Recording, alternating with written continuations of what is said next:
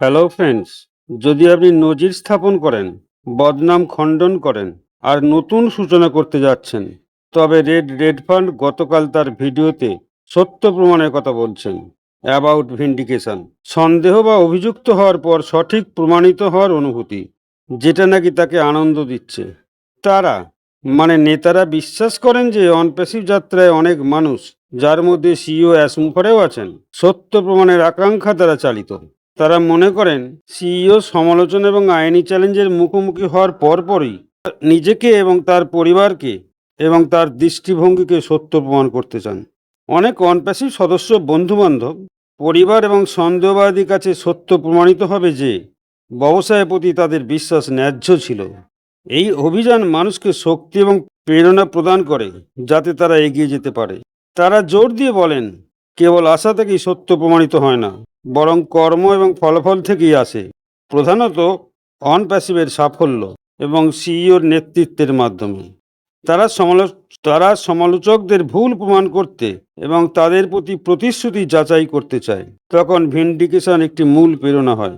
Vindication, red ফার্নের এই ভাষার সারসংক্ষেপ হলো অনপ্যাসিভ যাত্রার জন্য ন্যায় বিচার কতটা গুরুত্বপূর্ণ, বিশেষ করে সিইও এবং অ্যাসমুফারের জন্য, যাতে প্রমাণ করা যায় যে তার বিরুদ্ধে সমালোচনা এবং আইনি চ্যালেঞ্জগুলি ভুল ছিল এবং তার লক্ষ্য বৈধ ছিল।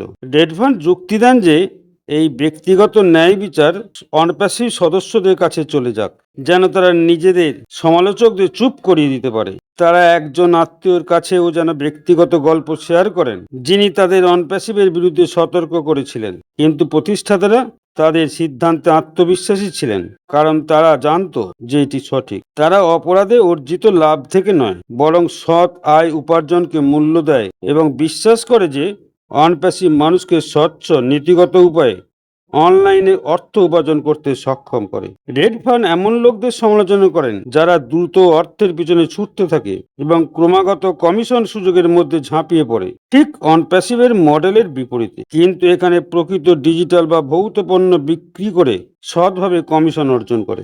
এটি অনেক স্কিমের মতো নিয়োগ ভিত্তিক ব্যবস্থা নয়, বরং প্রকৃত বিক্রয় মূল্যের উপর ভিত্তি করে তৈরি। রেড বিশ্বাস করেন, নাকি বিশ্বাস করাচ্ছেন, যে অ্যাসের এই প্রচেষ্টা তার নাম পরিষ্কার করার এবং তার দীর্ঘস্থায়ী প্রতিশ্রুতি পূরণ করার গভীর আকাঙ্ক্ষা থেকে উদ্ভূত, যা অর্জন করলে নাকি একটি শান্ত শক্তিশালী তৃপ্তি আনবে, যেন একটা চওড়া হাসি নিয়ে ঘুরে বেড়াবে। এটা জেনে আপনি সর্বদা সঠিক ছিলেন। রেড তার ভিডিওতে সন্দেহ, সমালোচনা এবং বাধা সত্ত্বেও সঠিক প্রমাণিত হওয়ার শক্তিশালী ধারণা অন্বেষণ করাচ্ছেন। যেমন আমাদের সিইও অ্যাসমুফারের লক্ষ্য কেবল নিজের জন্য নয়, আমাদের সকলের জন্য অনপ্যাসিভের মূল্য এবং সততা প্রমাণের মধ্যে গভীরভাবে প্রথিত। আবার বলছেন, এটি প্রচার বা দ্রুত লাভের বিষয় নয়, এটি আসল পণ্য, সৎ কমিশন এবং দীর্ঘমেয়াদী দৃষ্টিভঙ্গি। দেখুন কিভাবে অনপ্যাসিভের মডেলটি সহজ, বোধগম্য নীতির উপর নির্মিত, যা যে কাউকে অনলাইনে সফল হতে সক্ষম করে, নীতিগতভাবে এবং টেকসইভাবে। তুমি বিজয়ী বোধ করো, বিশেষ করে অনপ্যাসিভিতে প্রাথমিকভাবে দত্তক নেওয়ার পর। এই হলো রেড ফান্ডের অ্যাবাউট ভিন্ডিকেশন, কোনো কিছু খণ্ডন করে নজির স্থাপন। আচ্ছা, আমরা প্রতিষ্ঠাতারা মোটিভেটেড হয়ে যাচ্ছে না তো?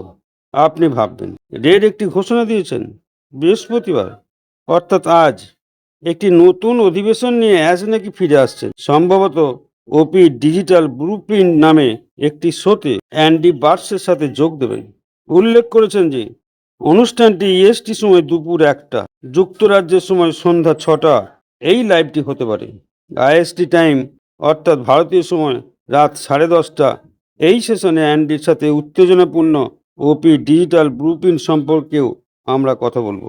আপনি এটা মিস করবেন না। এই যাত্রাটি সম্পূর্ণরূপে আপনারা এবং আমরা একসাথে তৈরি করি, আপনাদের বিশ্বাসকে প্রমাণ করার জন্য। আজ তবে দেখা হচ্ছে ঠিক রাত 10:30টা, সেখানে দেখি অ্যাসমুফারের কি নতুন আবেগ, কি নতুন গতি। ধন্যবাদ।